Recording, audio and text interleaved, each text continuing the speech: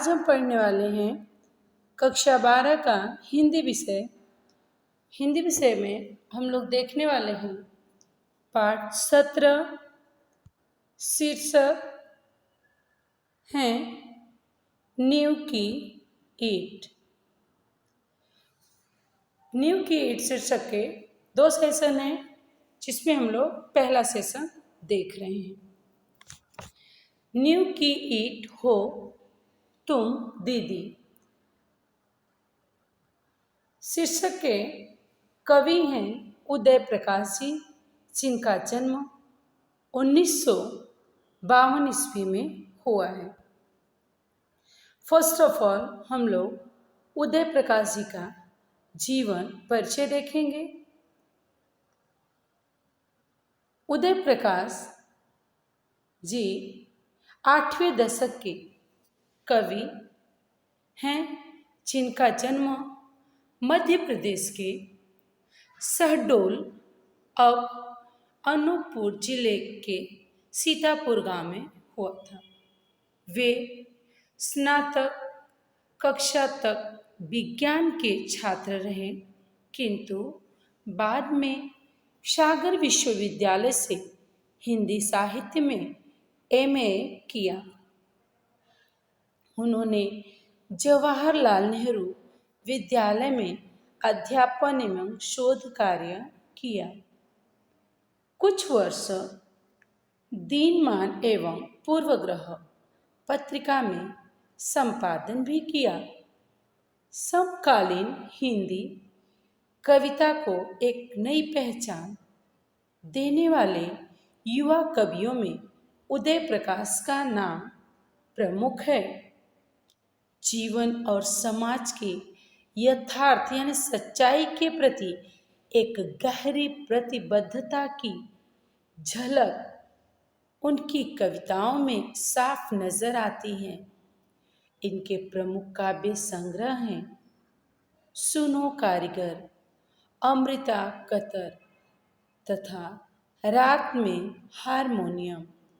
उनके कहानी संग्रह हैं दरियाई घोड़ा, तिरिच और अंत में प्रार्थना तथा पाल मोगरा का स्कूटर। ये इनके काव्य संग्रह और कहानी संग्रह है। नींव की ईंट शीर्षक में कवि ने उन बच्चों के जीवन का हृदय विदारक वर्णन किया है जो बच्चे बचपन में अनाथ हो जाते हैं, माँ बाप का साया सर से उठ जाता है और फिर उन बच्चों की परवरिश का जो जिम्मा है, उन बच्चों के परवरिश की जिम्मेदारी है, बड़ी बहन के सिर पे आती है। बड़ी बहन अपने छोटे भाई बहनों की किस तरह से अपने आप को भुलाकर, खुद को मिटाकर उनकी सेवा, उनकी परवरिश में अपना पूरा जीवन समर्पित कर देती है। उससे तो अपने सपनों के बारे में, अपने खुद के जीवन के बारे में कुछ भी सोचने की उसे फुर्सत न होती है। इन्हीं भाई बहनों के जीवन में प्रकाश भरने के लिए वो अपने जीवन में अंधेरा कर लेती है। परंतु उन बच्चों का क्या होता है, जब वही दीदी बड़ी होती है और उसका विवाह होता है, वो ससुराल चली जाती है, फिर उन भाई बहनों के मन की क्या व्यथा होती है। एक भाई जो है अपनी बहन के प्रति ये श्रद्धा भाव रखते हुए इस काव्य पंक्तियों के माध्यम से अपने विचारों को प्रकट किया है। भाई कहता है कि पीपल होती तुम पीपल दीदी, घर पिछवाड़े का तो खूब घनी हरी टहनियों में हारिल हम बसेरा लेते। यहाँ पर घर के पीछे एक छायादार वृक्ष जो होता है, उस छायादार वृक्ष को इस बच्चे ने दीदी की उपमा में रखा है। हे दीदी, काश तुम घर के पीछे का जो घनी छाया देने वाला, सुखद छाया देने वाला जो पीपल का पेड़ होता है, काश दीदी तुम घर के पीछे के जो पीपल का छायादार पेड़ है, अगर तुम वैसी होती तो हम तुम्हारी हरी हरी टहनियों के बीच हारिल पंछी बनकर बसते।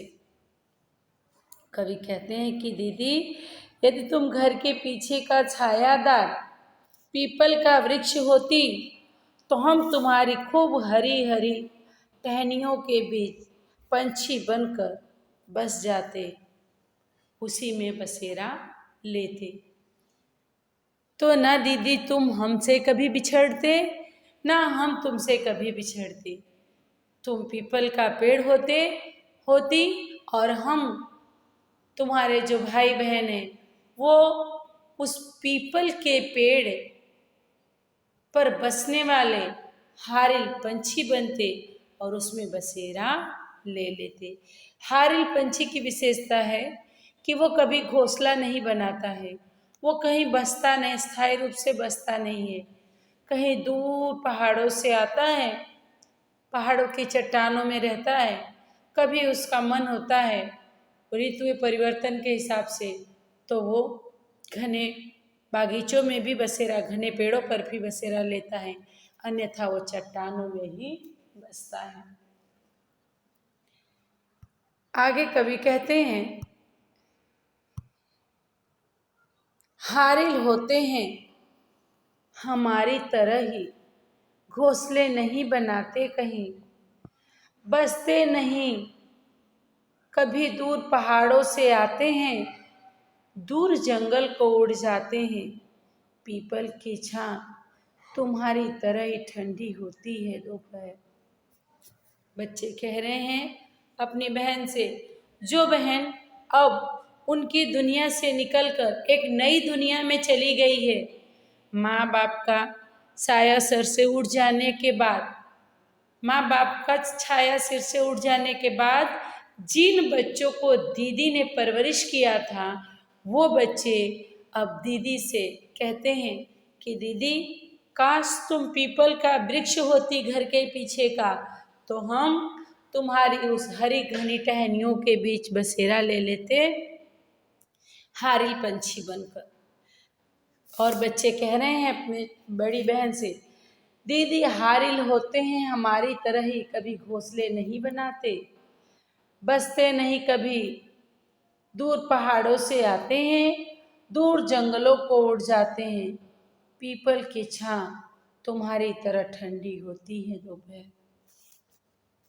अर्थात दीदी हारिल भी हमारी तरह ही होते हैं, जिनका कोई घर नहीं होता, अर्थात वे घोंसला बनाकर किसी के एक स्थान पर अस्थायी रूप से कभी नहीं रहते हैं, वे कहीं दूर पहाड़ों से उड़कर आते हैं और दूर जंगलों में उड़ जाते हैं।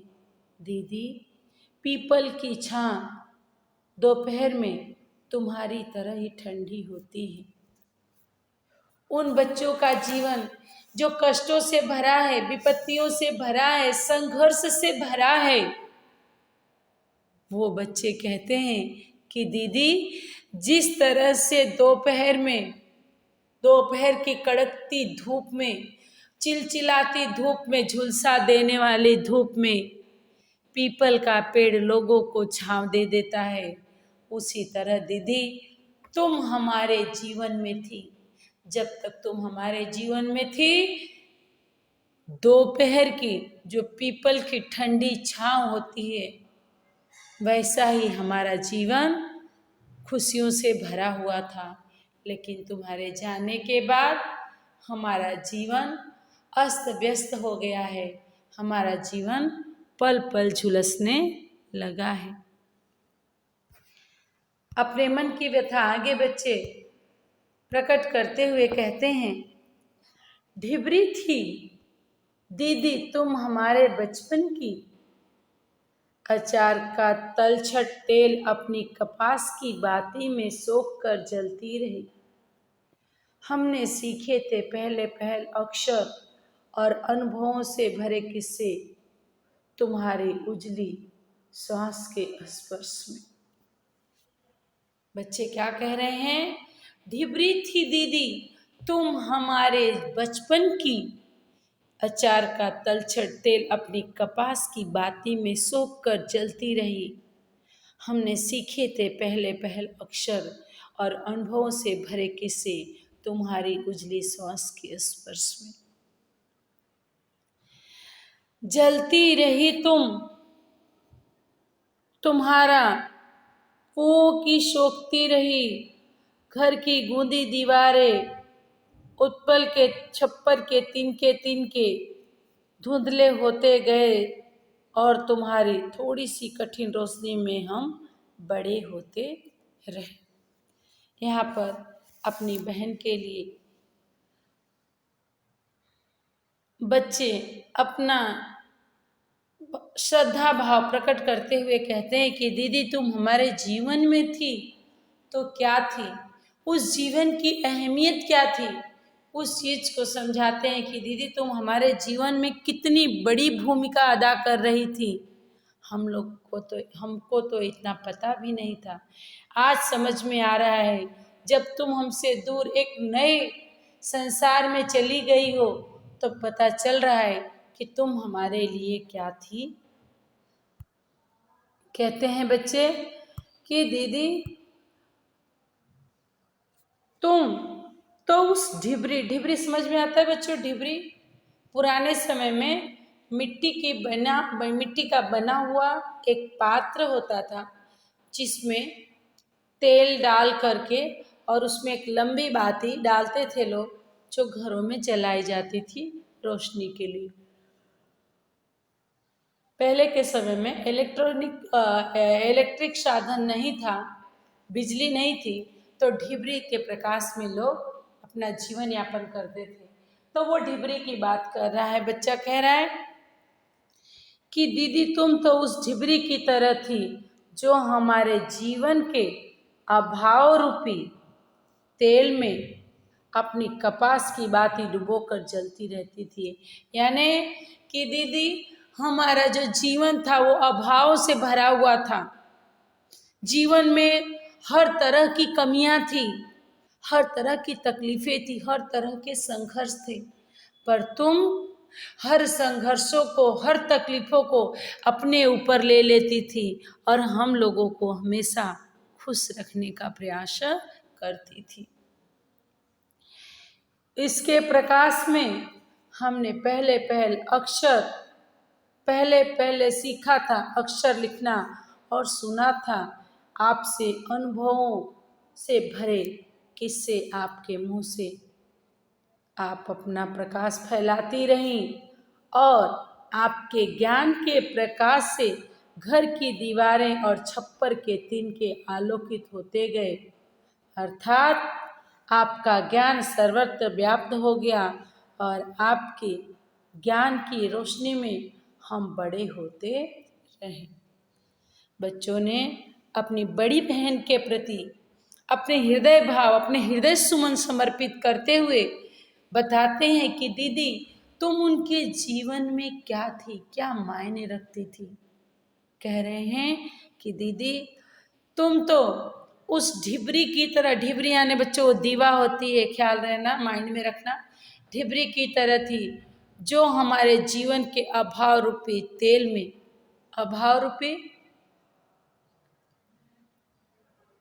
जहाँ बहुत सारी कमियां हो फिर भी उन कमियों के साथ समझौता करते हुए दीदी जो है वो अपने छोटे भाई बहनों को हर मुश्किलों से बचाती है। अपने जीवन में खुद अंधेरा तो करती है लेकिन भाई बहनों के जीवन को प्रकाश से, उजाले से भरती थी। बच्चे कह रहे हैं कि दीदी तुम हर दुख दर्द अपने सीने में छुपाकर जलती रही और जो तुम जलती रही तो उसी प्रकाश की रोशनी में, उसी जलते हुए प्रकाश की रोशनी में हमने पहले पहल अक्षर ज्ञान सीखा था, पढ़ना लिखना सीखा था और जीवन के अनुभवों से भरे दीदी तुमने जीवन में बहुत कुछ देखा था, तो अपने अनुभवों से भरे जो तुम किस्से सुनाती थी उन किस्सों को हम सुनते थे। आप अपना प्रकाश फैलाती रही, आपके ज्ञान के प्रकाश से घर की दीवारें, छप्पर, तिनके आलोकित होते गए। हमें कभी एहसास नहीं हुआ कि हम बिना माँ बाप के बच्चे हैं, अर्थात आपका ज्ञान सर्वत्र व्याप्त हो गया और आपके ज्ञान की रोशनी में हम बड़े होते रहे। आगे बच्चे अपनी दीदी के प्रति अपने हृदय भाव को रखते हुए क्या कहते हैं? नदी होती तो हम मछलियां बनकर, दीदी तुम नदी होती तो हम मछलियां होकर किसी चमकदार लहर की उछाह में छुपते, कभी कभी बूंदे लेते सीपी बन किनारों पर चमकते। यहाँ पर बच्चों ने कहा, काश दीदी तुम हमारे जीवन में उस नदी की तरह होती जो नदी अपने अंदर की मछलियों को छोड़कर कहीं नहीं जाती है। तो काश दीदी तुम नदी होती तो हम बच्चे मछलियां बन जाते, हम बच्चे मछलियां बन जाते और मछलियां बन करके जो तुम्हारे हृदय में लहरें उठती, उन लहरों की उछाह में हम छुप जाते। लहरें उठने का मतलब है बच्चों कि जो जीवन में कठिनाइयाँ आती, जो मुश्किलें आती, उन मुश्किलों में हम तुम्हारे हृदय में छुप जाते, तुम्हारे हृदय में स्थान पा लेते। कभी कभी बूंदे लेते सीपी बन किनारों पर चमकते, और कभी कभी तुम्हारे उसी जल की बूंदों को लेकर के हम सीप बनते और किनारों पर मोतियों की तरह चमकते। दीदी यदि आप नदी होती तो हम मछलियां बनकर किसी चमकदार लहरों में उत्साह से छुपते, कभी कभी सीपी बनकर अपने अंदर बूंद लेते और मोती बन जाने पर किसी किनारों पर चमकते। काश दीदी तुम हमेशा हमारे साथ रहती। कहने का तात्पर्य बच्चे कहते हैं, काश दीदी तुम हमेशा हमारे साथ रहती, तुम हमें छोड़कर न जाती, ऐसे रस्मों रिवाज, ऐसी मजबूरियां न आती, आपका विवाह न होता तो आप हमारा साथ छोड़कर न जाती, तो शायद आपके साथ को पा करके, आपके सानिध्य को पा करके, आपके अनुभव से भरे किस्सों को पा करके, आपके संसर्ग में हम चमकदार मोतियों की तरह, यानी कि हम लोग भी योग्य बनते और समाज में अपना कोई अस्तित्व स्थापित कर पाते। लेकिन दीदी तुम्हारे जाने के बाद हमारा जीवन अस्तित्व विहीन हो गया है। तुम्हारे जाने के बाद हमारा जीवन अस्तित्व विहीन हो गया है। अब हमारे जीवन का कोई अस्तित्व ही नहीं बचा दीदी। जैसे माँ बाप होते हैं बच्चों, माँ बाप अपने हर कष्टों को, हर तकलीफों को सह लेते हैं, लेकिन हर माँ बाप की यही ख्वाहिश होती है कि हमारा बच्चा पढ़ लिख करके योग्य बने, समाज उसको जाने, समाज उसको पहचाने।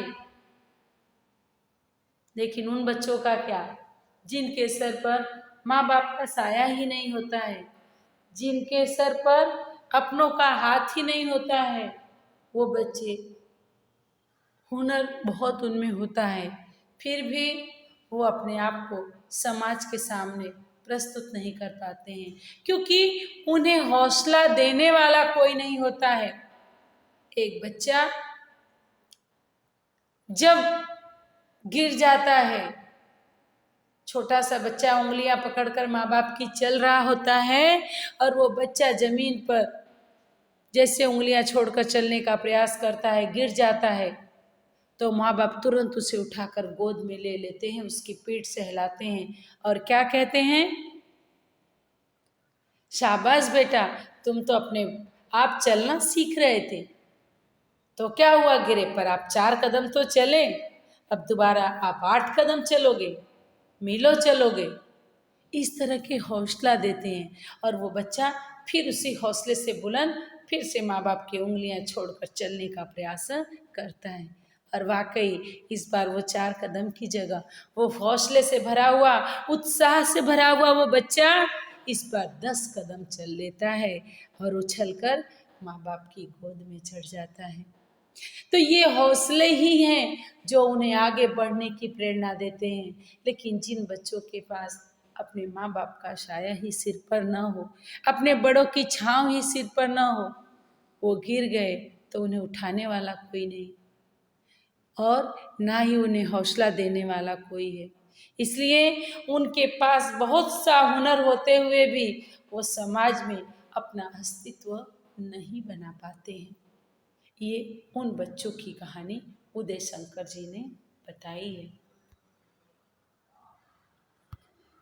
आगे बच्चे कहते हैं, चट्टान थी दीदी तुम सालों पुरानी, तुम्हारे भीतर के ठोस पत्थरों में जहाँ कोई सोता नहीं, निर्झरता हम ही पैदा करते थे हलचल, हम ही उड़ाते थे पतंग।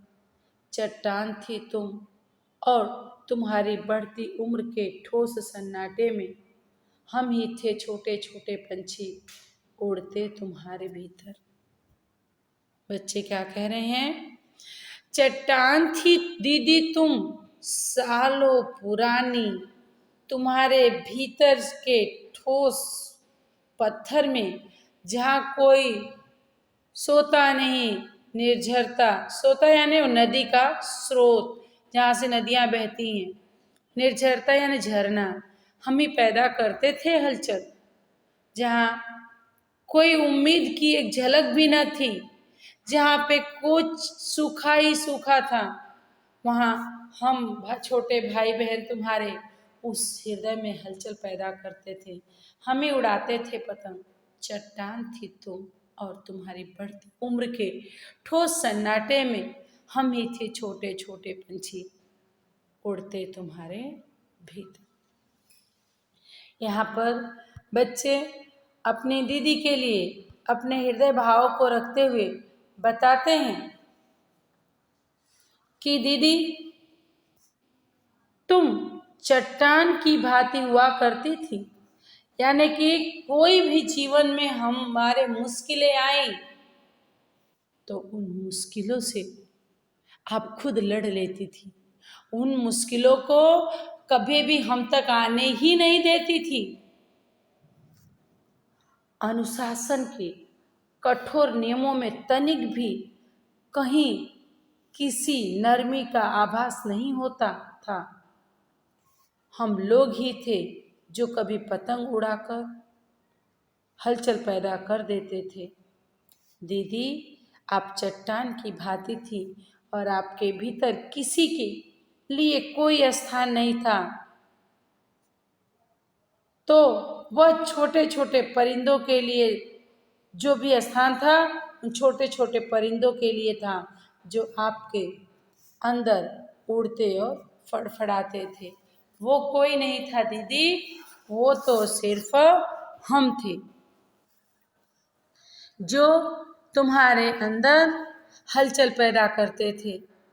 अन्यथा दीदी तुम्हारे जीवन में ऐसा कुछ भी नहीं था कि जिसे पा करके आप खुशी का अनुभव करो। तुम तो संघर्ष करती रही और तुम्हारे संघर्षों में हम लोग जो है कि पलते रहे, बढ़ते रहे। हमारे लिए तुम नियम भी बनाती थी, अनुशासन भी बनाती थी और उस अनुशासन कठोर नियमों में तनिक भी किसी नरमी का आभास नहीं था। पर हम लोग कैसे थे कि आपके हृदय में उड़ती हुई पतंगों की तरह थे। आप जब हमें देख लेती थी तो आपके सारे अनुशासन, सारे नियम एक तरफ हो जाते थे। आप हमारे लिए हर अनुशासन को, हर नियम के बंधन को तोड़ देती थी। दीदी आप चट्टान की भांति थी और आपके भीतर किसी के लिए कोई स्थान नहीं था। चट्टान सूखा हुआ, तो वह छोटे छोटे परिंदों के लिए था। जो स्थान था वो छोटे छोटे परिंदों के लिए था, और वो परिंदे हम ही थे जो आपके अंदर उड़ते थे, फड़फड़ाते थे। क्योंकि दीदी का पूरा जो जीवन था वो इसी अपने छोटे भाई बहनों के लिए समर्पित था। अपने छोटे भाई बहनों के सिवा दीदी के जीवन का कोई भी अस्तित्व नहीं था। वो हमेशा अपने छोटे भाई बहनों के लिए ही जीती थी।